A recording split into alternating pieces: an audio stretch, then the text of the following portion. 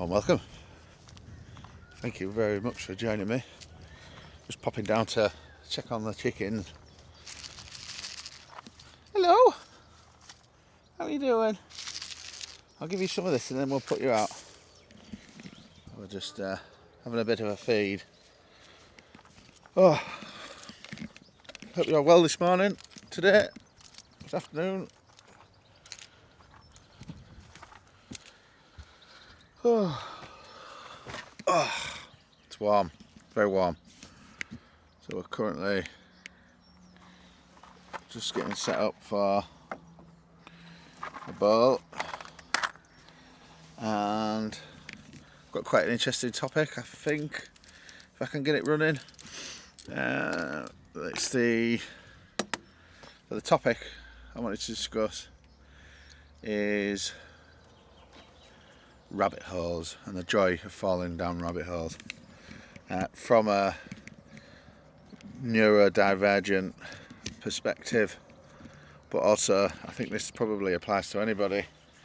So just the loose title of the joys of falling down rabbit holes. Yeah. Cheers. So I thought maybe the first point to the story is life is pretty damn horrific. Let's be honest. It's full of suffering and misery and difficulties, and when you are absorbed in the seriousness of life, you tend to concentrate on things that are out of your control and things that are going wrong and all the rest of it. And when you apply that to a neurodivergent mind, so for example ADHD, Autism, what you'll find is the nature of pattern recognition wants to work stuff out all the time, and as a result of it they get stuck in thinking, thought, battle loop, can't get past it, intensity, and all the rest of it, because it's just a pattern seeking sort of brain structure. That's just how it works. It's like the operating system, it's looking for patterns, and it's yeah. And I think falling down rabbit holes for anybody is really, really, really, really cool, because what it allows you to do is well, first of all, escape. So you're escaping the noise of what's going on internally by directing your brain in a direction. So hyperfocusing is like a therapy. It's like a basic need. It's like a desperate want. It's like a resolution to the struggle, the challenges, the unorganised anxiety and the stress and the sensory overwhelm and sensory overload and all the rest of it. An example, when I found so one of the biggest hyperfocus, I spent a long time without a hyperfocus. I spent a long time getting in bother with the police and getting bother at school and not having any sort of direction in my thought process. And then I discovered photography, and all of a sudden the world was very different. Every time I had even when I didn't have the camera in my hand, but when I had the camera in my hand, I was very present, very focused, very obsessed, very linear, sort of monotropically consumed with this hobby, this skill, this passion, this interest. And I spent years and years just, all I could think about from the minute I woke up to the minute I went to bed is photography. And as a result of that obsession, that intense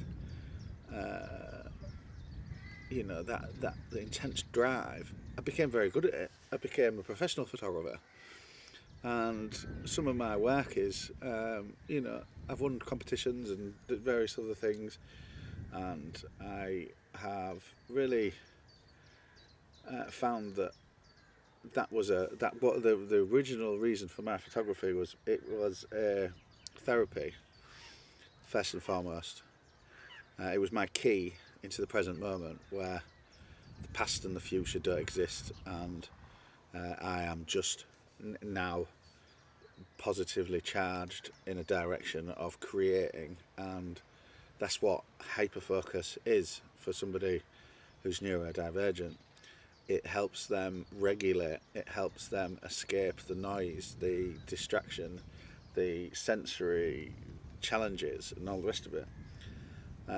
So I think it's a really, let me just slow down a sec.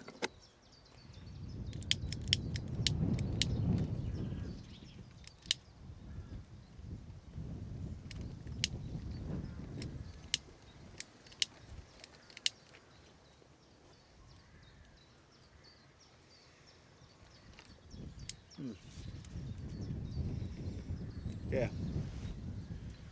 Now, the problem is with my mind particularly, I don't know, I can't speak for anybody else, but my mind cannot rest. It cannot stop. It cannot just relax. Hyperfocusing is my version of relaxing. And if I'm not choosing the direction in which my focus is, my focus will wander itself and find its own place to land. And quite often it leans towards risk assessments, challenges, global issues,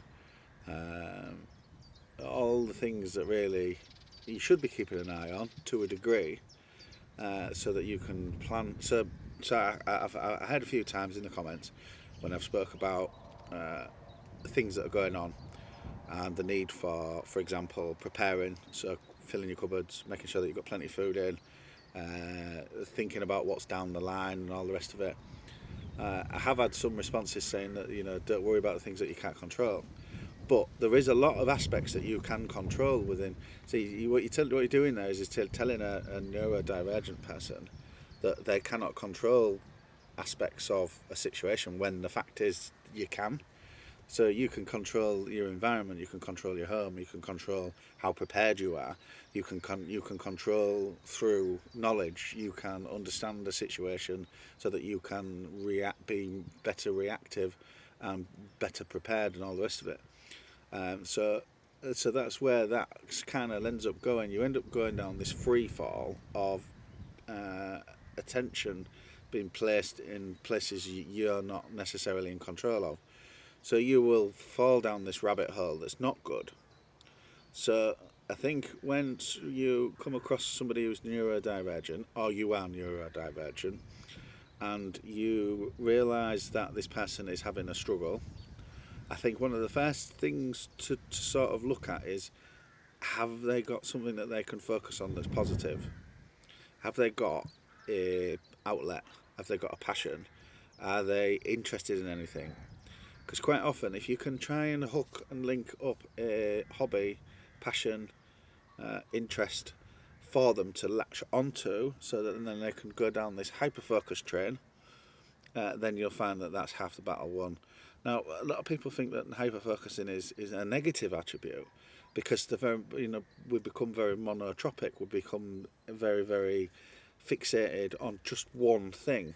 Our interests end up in a thin tunnel, and all we can think about is just this one thing, and we neglect other areas of our lives and all the rest of it.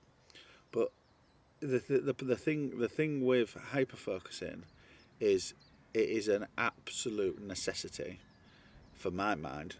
Now, I cannot cater or argue for anybody else, but I do suspect that one of the answers to solving a crisis within anybody who's neurodivergent is assisting and allowing and facilitating their ability to just do one simple thing, and it's fall down a rabbit hole of their choice, where they can just be for extended periods of time and just escape the reality of the world. Now, some people will say, well, no, you can't do that because you've got to be in the real world. But my argument to that argument would be, what is the real world? Just because there's an agreed consensus on a societal basis that we must do this, and this, that doesn't mean that that's any more real than the world that I want to be in. And that's the point, I think, of assisting somebody that's in crisis, that's not got a hyperfocus, that is neurodivergent. You know, I spent a long time, drinking alcohol and getting into bother with the police and not doing what I should be at school and not showing any interest in anything, and then just floating around mischievously, causing lots of problems. And then you put a camera in my hand, and then all of a sudden, boom, that's it. Excelling, flying to the sky with this hobby, this interest, this craft that I've got, and that's the difference. And I think that's that's something that needs to be really, really looked. I mean, I don't know what the research is because I haven't really done a great deal of looking outwards for the neurodivergent. I've kind of spent most of my time looking inwards as a bit of an interest / hyperfocus in and of itself. And what I found is the simple answer for me, and it like I've been saying in this video, is I'm in crisis and I'm in trouble when I do not have a focus to focus on from a hobby, craft, hyperfocus place. So therefore, even though it may seem mundane and stupid and excessive and pointless and difficult to understand for most people as to why I can only channel all of my attention in one direction or nothing at all, it is an extremely important way to regulate myself as a neurodivergent person, because that's how my brain operates. Now, the world tends to want to tell you you've got to do this, and this, and you must concentrate on, everything else. And that is how the world works. But when you've got somebody in crisis, their first port of call, or the first port of call, is rekindling and reconnecting them with their interests and hobbies and all the rest of it. And what you'll find is that itself is a therapy. So a neurodivergent person would thrive in their own world, but they're not in their own world, they're in a neurotypical world. And the neurotypical world doesn't accept their way of thinking, it doesn't accept their way of life and their needs and all the rest of it. So, unfortunately, a neurodivergent person has to conform to a neurotypical world. Now, they are naturally just going to struggle with that because this is not how their world is set up. This is not how it would be set up.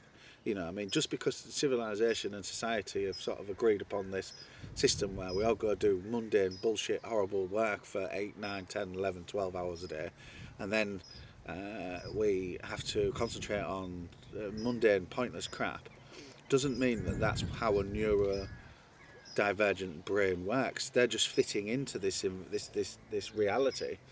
And I'm pretty sure that also the neurotypical mind doesn't really work very well in this agreed crazy existence that we're in.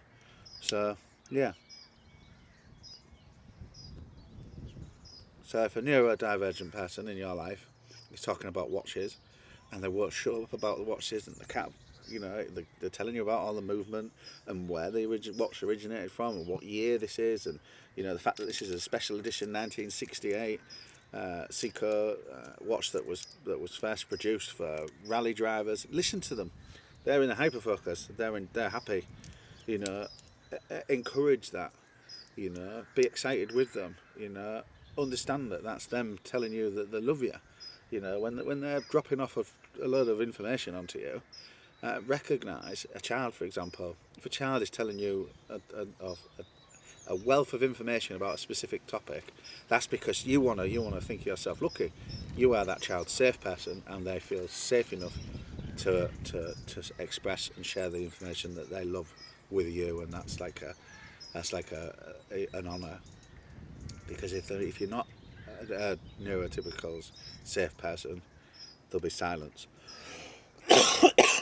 They'll be quiet. They won't want to engage. They'll look for a way out. No, thank you. I'm off. See you in a bit. So yeah, I'm gonna move into the shelter, I think. Yeah, I mean, all these things that I've put together in the shelter, for example, was a hyperfocus. Just like a little short stint of a hyperfocus. And I threw it up together in a day, and then I wasn't interested in it ever since. She was nice enough to paint it and put some cushions in, and another one that was really nice for me, I really enjoyed, was camping. Became obsessed with wild camping. So wild camping photography. This is a current one that I just cannot. I like deep diving into one of my problematic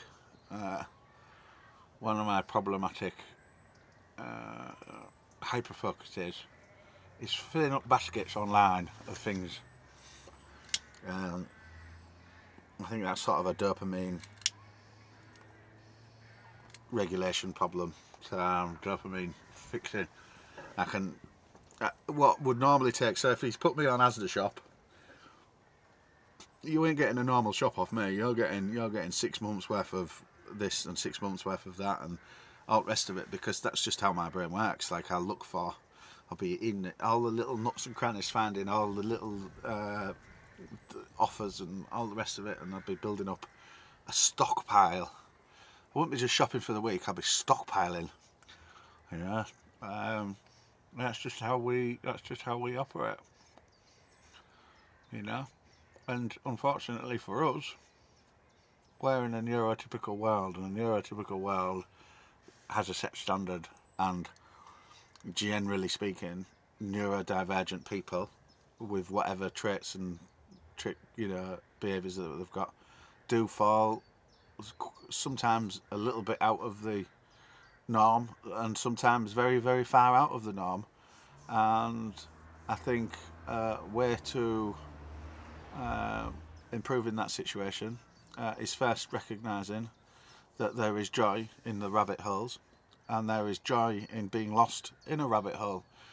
You know, obviously, if a rabbit hole is a negative rabbit hole, we should maybe look at trying to pull the neurodivergent back from that rabbit hole and maybe show them a bit of a prettier rabbit hole. But nonetheless, rabbit holes are rabbit holes, and we should encourage hobbies and interests and all the rest of it. And that's where you will find a neurodivergent. They will wake up in the middle of the night thinking about their special interest, and first thing in the morning, and it will be all consuming.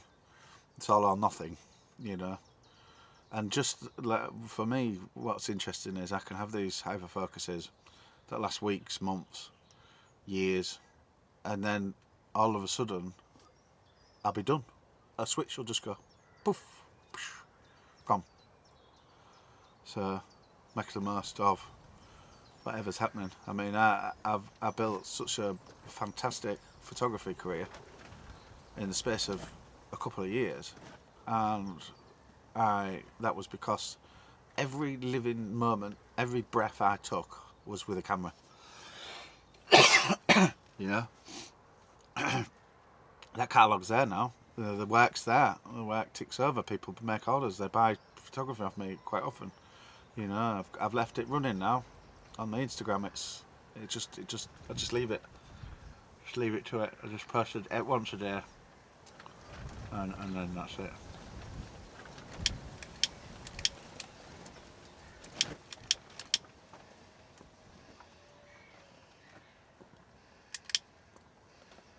So, before we go, quick question. What is your favourite hyperfocus rabbit hole to drop down?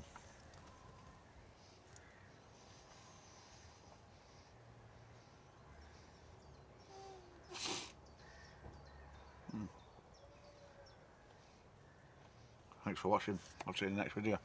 Bye for now.